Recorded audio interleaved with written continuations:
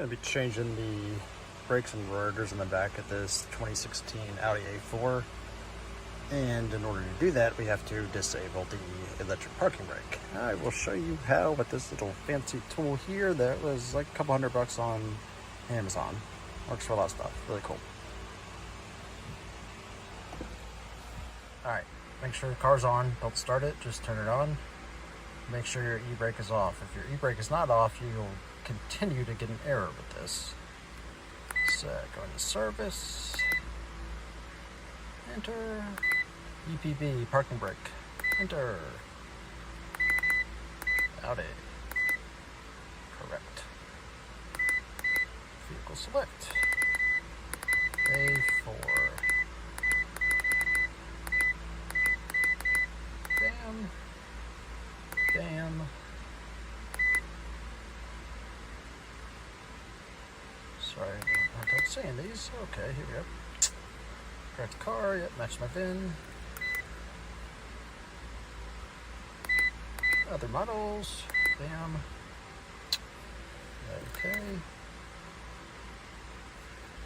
Okay. Open rear brake caliper so we can do this, yes. Now opening, wait 20 to 50 seconds. Do-do-do. That'll wait 20 to 50 seconds. This will flash. That will flash. Turn the car off. That continues to flash. As does this, to remind you there's no parking brake. And I'll get back there and change them, and I'll show you how to turn this back off. Pretty simple. Keep this plugged in. Save yourself space. In order to get the caliper off, you're going to have two screws. Two bolts just like this. One goes in here. Goes in here.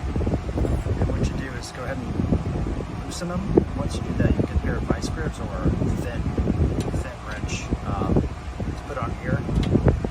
So you can screw this out. Otherwise, this is just going to turn off, as you can see.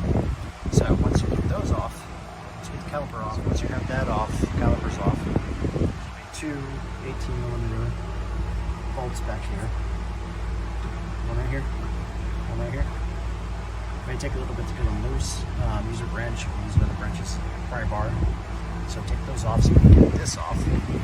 Once this comes off, this right here. Start it. We'll take that off. Make this thing off. It's probably going to be stuck on there. It's pretty rusted. So what we'll do is just get the salty around like this. Get all around it until we're not going to get one off. Also show you that bearing C-clamp pushes back in. Even though I just used the pads on this, so it's probably good far enough. But I'll show you that the C-clamp pushes back in slowly. Alright, so got this rotor off. This is the T30 bit. Goes in there. You can take it off. It doesn't take a lot of pressure to get this off, so you don't need to put the parking brake back on. Here's the new rotor. Once I had that out, had to hit it a couple times. Hit it right here in the middle. Hit it here, here, and then here in the middle. Usually knock it off. It's pretty thin, so I'm gonna put the new one on, hook everything back up, and see how it goes. So in order to get the caliper back in, get yourself a giant C-clamp like this.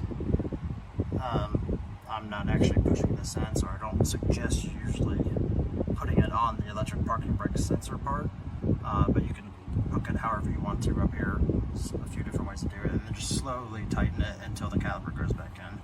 Once that's done, you just loosen it back up and take it off and get the new pads on. And alright, so we got the bracket back on here, the two 18mm bolts. Put the new brake pads on here. Make sure you lubricate this. Make sure you can take these little sleeves off of here too. Put lubrication on those too, because these need to slide in and out. Once you have that done, put the caliper back on here, put the bolts back in here. Same thing, get them as tight as you can, and this will start to turn. So then get, again, a pair of vice grips or a thin wrench. Put it on here as you screw the bolts in. All done. Time to go to the other side. And I know some people are going to say, hey, this is backwards. It's not. It doesn't really matter which way these go. It's all just aesthetics. especially for cars like this. It's a 4-cylinder. On to the next side. All right, so once you finish, all you're gonna do is want to close them. Go down here to this. Close, enter. Oh, yeah, I guess we should turn the car off. Okay, when we're done, go back into that menu. Turn the ignition on, don't start the car.